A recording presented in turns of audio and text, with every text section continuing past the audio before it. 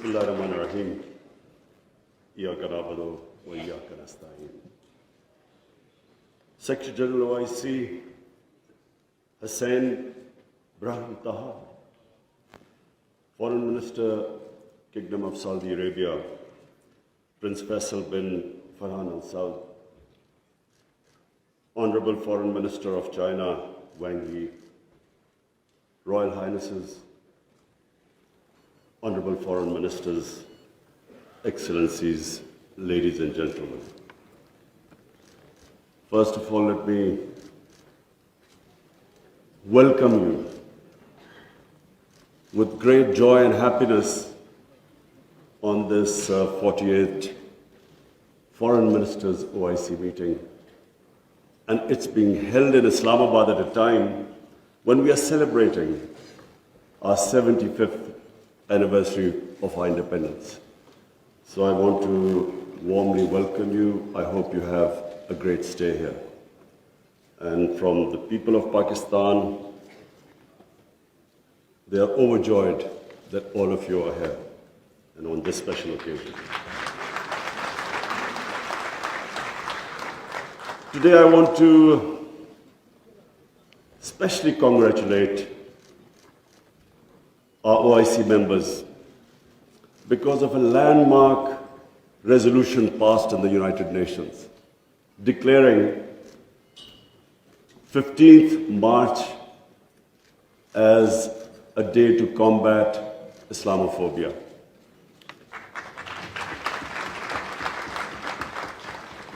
But I want to remind people why 15th of March.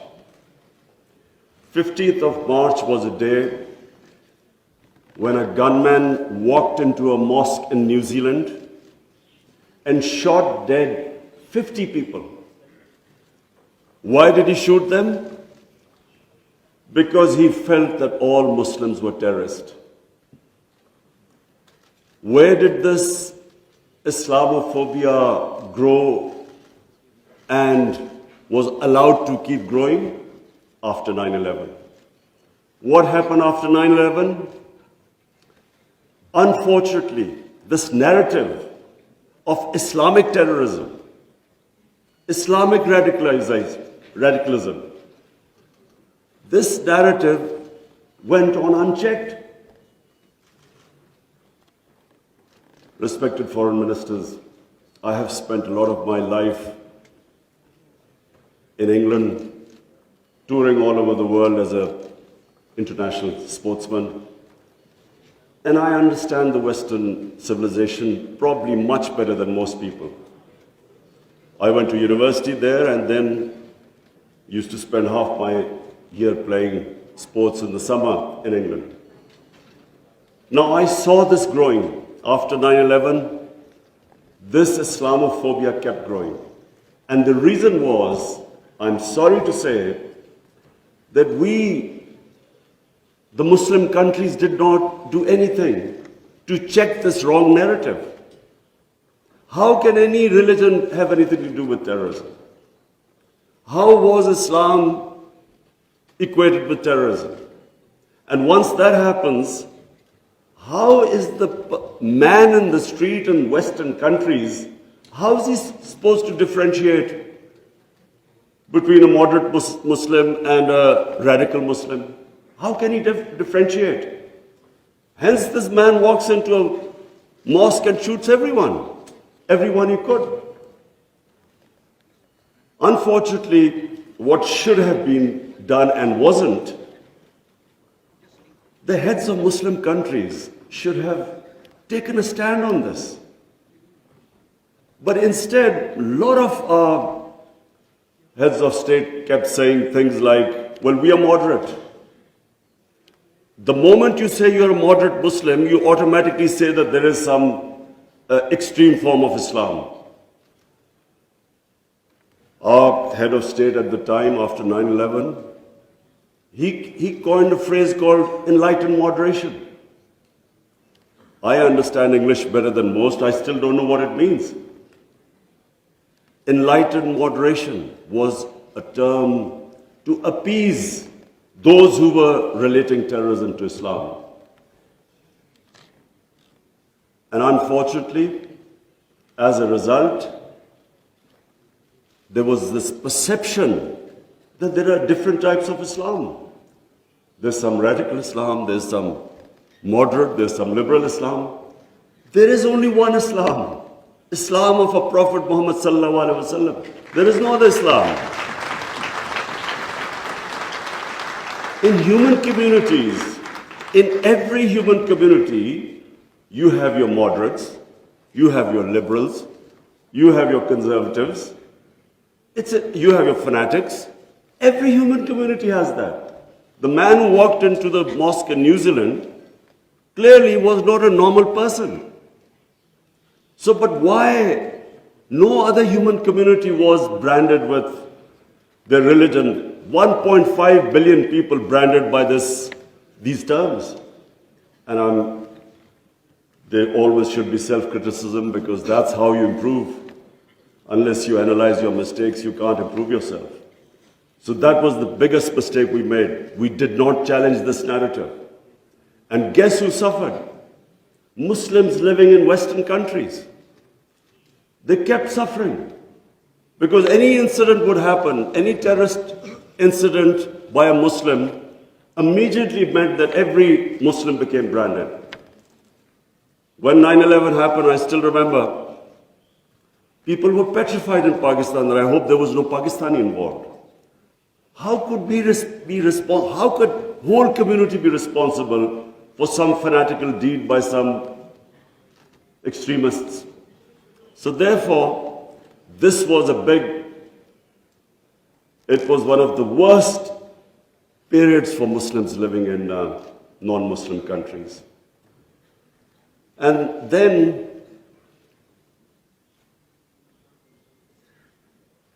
in 1989, there was a book called Satanic Verses, written by a Muslim who knew, because he came from a Muslim family, he knew the reaction in the Muslim world amongst the Muslims if he insulted or mocked or ridiculed our Holy Prophet, peace be upon him. But what happened after 1989 was, rather than again the Muslim world coming up with an intellectual narrative, trying to explain to them that why do we feel, why are we so hurt when a Holy Prophet is ridiculed? Why does it hurt us so much? Living in and knowing the Western societies, I knew why they couldn't understand, because they do not treat religion like we do. Jesus Christ is not treated the way we in the West, the way we treat our Holy Prophet here. So they couldn't understand what was going on. Why were there demonstrations? Why were there death threats to Salman Rushdie? So they kept thinking that the Muslims do not allow freedom of expression. So Muslim world is intolerant. It doesn't allow freedom of expression. They were able to vilify our religion. And yet there was no coherent response from the Muslim world. And therefore, we kept into the cycle. Every few years, there would be some cartoons, insulting cartoons against our Prophet. Every few years, there would be something insulting him. We would respond. There would be some act of extremists. They would not respond. So this Islamophobia, this cycle, kept getting worse. And poor Muslims living in Western societies kept suffering. So that's why I'm really pleased that for the first time it has been acknowledged that Islamophobia is a reality and something needs to be done about it. And from now onwards, we hope that we will be able to put forward a narrative that why it hurts us so much. And honorable foreign ministers, let me just say that I only came into politics 25 years ago. I was watching this Islamophobia building up in Western societies. But two, I wanted my country. We were the only country which was which became independent in the name of Islam. And so,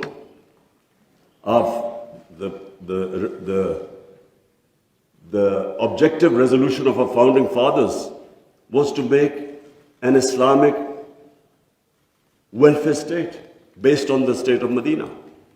So I came into politics 25 years ago because that was my goal. And just in this August gathering, let me just say, in the history of mankind, there was never a more just and humane state. Unfortunately, our children don't know about it. Even we in Muslim countries don't know that the modern state our Prophet created. Forget about Western countries or non-Muslims.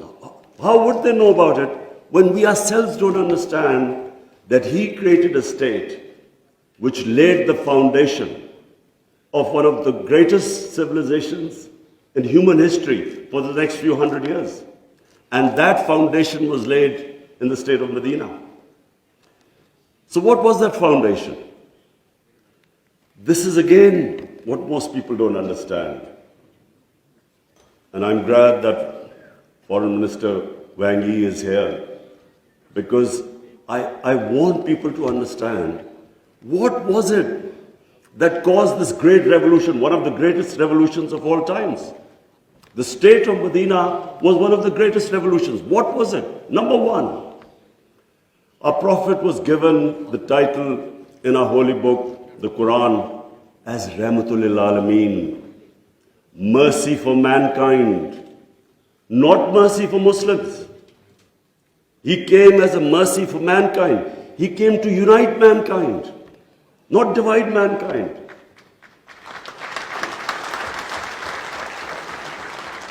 Allah for Muslims is Rahmat, Rabbul Alameen, not Rabbul Muslimeen. We do not understand, we Muslims don't understand the great mission our Prophet came in this world for, to unite humanity. The Charter of Medina was signed with Jews, with Christians, with Sabians, and with pagans. All became part of a human community. We don't even realize that in 10 years which the Prophet came to Medina and then he left this world, people think that it was, through conquest and through the sword. Hardly anyone knows that in these 10 years, there were only about 1,200 people who were killed in battles. In these 10 years, 1,200 people died and Islam spread all over Arabia. So it was a revolution of ideas. He created a new system. So the state of Medina, he created the best rule of law. The basis of a civilized society is rule of law. His saying that even if my daughter commits a crime, she will be punished. No one is above law. His saying that many nations before you have been destroyed, where the powerful crooks were exempted, were given immunity, and poor crooks were put into jail. If you look at the world right now, Excellencies, I can tell you, just look at all the poor countries. Look at the countries which have poverty. There will be one thing in common. They cannot catch the white-collar criminals. They only end up putting petty criminals in jail. This is the biggest problem which our Prophet, peace be upon him, predicted almost 1,500 years ago. The developing world is poor, not because they lack resources, because they cannot put the powerful criminals in jail. There's a fact-eye panel report by Secretary General of the United Nations. According to this report, and this will shock all of you, that every year, $1.6 trillion leave the poor countries and end up in tax havens and in the developed world. $1.6 trillion according to the fact-type panel report of the UN Secretary General. Just imagine what is going on. Poor countries are being robbed simply because we cannot put the powerful criminals in jail. We cannot bring them under the rule of law. This is what our Prophet predicted. And this was the state of Medina, where he set up this system of rule of law, no one above. And two of the first four Khalifas, two of the first four heads of state of Medina ended up in court of law. And one of the most revered and respected figures of Islam, who was the fourth Khalifa, he loses a case against a Jewish citizen because the judge refused to accept the testimony of his son. This was the justice system there, which laid the foundation of this great civilization. So what does it show? Number one, that minorities were equal citizens. They were equal citizens in front of law. There was no discrimination. Secondly, it shows that a common citizen could win a case against the head of state. No one was above law. This is 600 years before the Magna Carta was signed in England, which was the beginning of the democratic struggle of Britain. And it took them years before they could actually bring their head of state under the rule of law.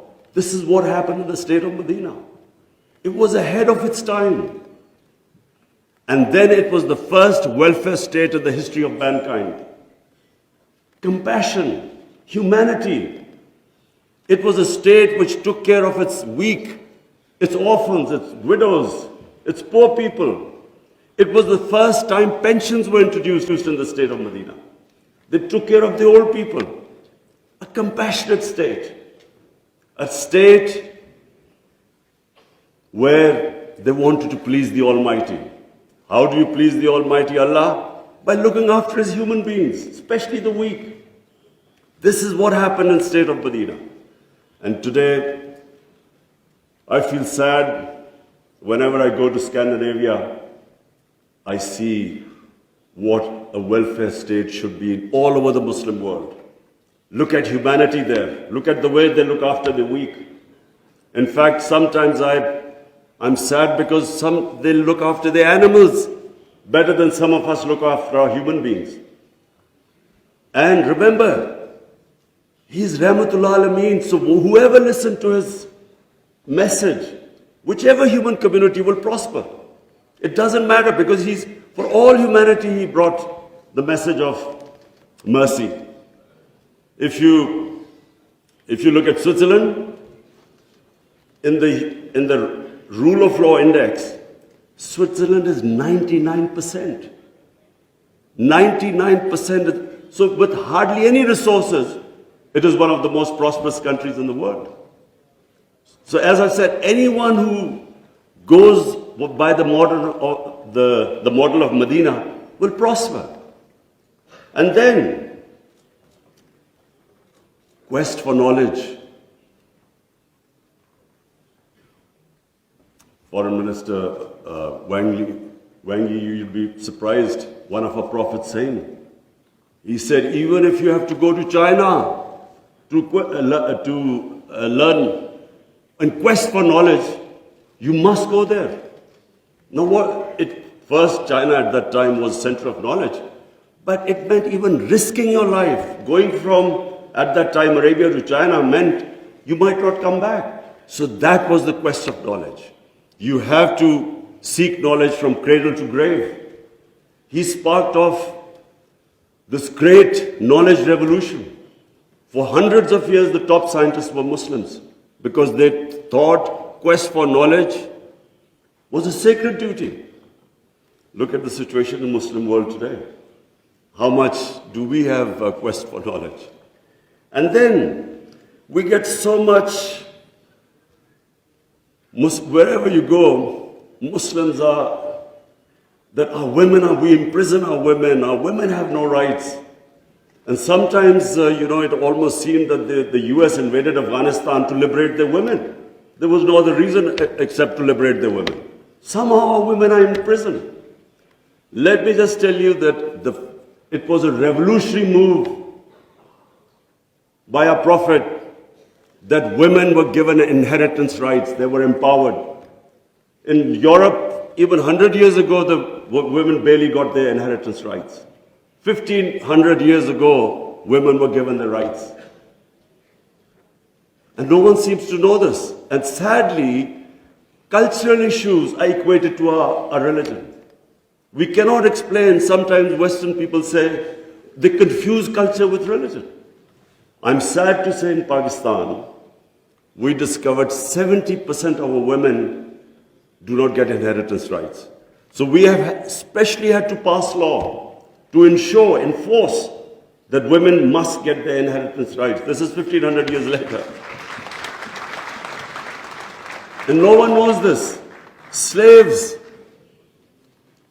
honorable foreign ministers, nowhere in human history has this happened. That slaves became kings. The Mamluks were slaves who became kings in Egypt. In India, there was slave dynasty that became kings. Why? Because the Prophet said, treat your slaves as family members. Best to free them, if not, treat them as equal family members. So he was the greatest human being that ever stepped foot. There'll never be a human being like him. Anyone close to the Prophet became leaders. If you read the book, The Arab Conquest, everyone became a leader. Whoever was near the Prophet. And our generations don't understand that, and neither have we been able to explain to anyone else. Let's not confuse Muslim imperialism with the 10 years of Prophet in Medina. Let's not confuse that, because that was not what the Prophet preached, where the Muslims went all over the world conquering. It is not what the Prophets, the whole revolution was of ideas.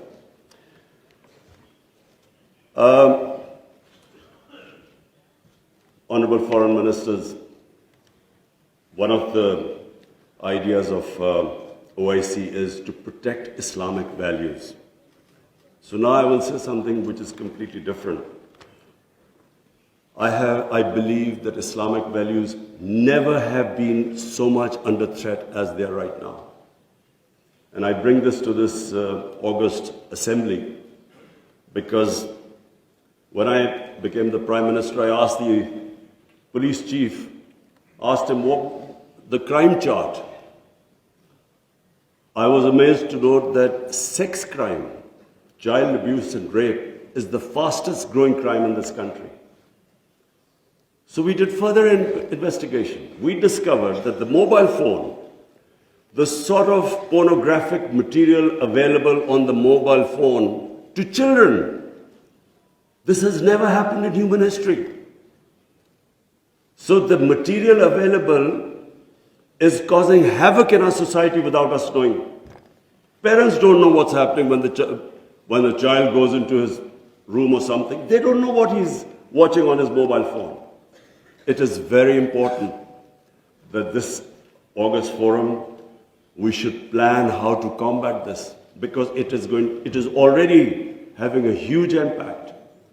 We have a rise in divorces.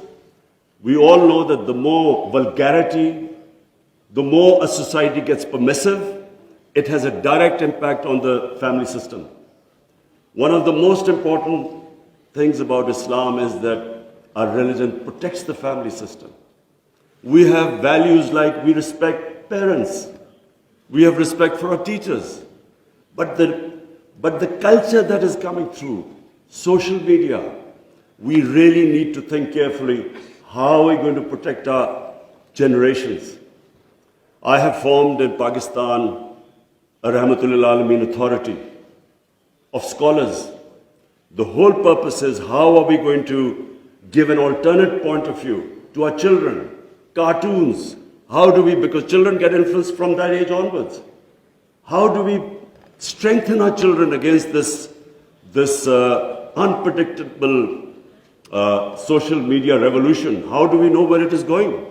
So I think that I thought at this meeting I should mention, because we need to start thinking about alternate media, how we can combat. You can't stop social media, but we can give our children, fortify them, strengthen them ethically and morally. Now I come to two important political issues. One is Palestine and the other is Kashmir. Honorable foreign ministers, we have failed both the Palestinians and the people of Kashmir. I'm sad to say that we have been able to make no impact at all. They don't take us seriously. We are a divided house, and those powers know it. We are 1.5 billion people, and yet our voice to stop this blatant injustice is insignificant. We are not talking about conquering some country. We're simply talking about the human rights of the people of Kashmir and Palestine, the international law, which is on their side, United Nations Security Council resolutions that back their right. In Kashmir, the international community promised them the right to decide their own destiny through a plebiscite. That right was never given to them. In fact, the special status of Kashmir was taken away illegally by India on 5th August 2019. Nothing happened because they feel no pressure. They feel we can make a resolution and then, back to our usual business. I'm not talking about altering our foreign policies. All of us countries have our different foreign policies. But on core issues, I am asking the OIC that unless we have a united front, we will keep these abuses will happen. Like in Palestine, it's daylight robbery going on in Palestine. The only hope I have is now because of social media. First time in Western countries, there's awareness of what's going on to the poor Palestinians. That is so far much more than the OIC. It's the mobile phone and the spread of information of the injustices being done to the Palestinians. That is the best, at the moment, the best way to protect them, not us. In Kashmir, it's a war crime, according to the 4th Geneva Convention, to change the demography of an occupied land. India is changing the demography of Kashmir by making the Muslims from a majority to a minority, by bringing in settlers from outside. This is a war crime. Yet no one has pushed about it.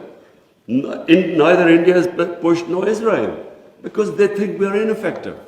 So, honorable foreign ministers, let me just say that the way the world is headed, I'm afraid it's headed the wrong way. There's a Cold War almost started. There is a chance of world being divided into blocks.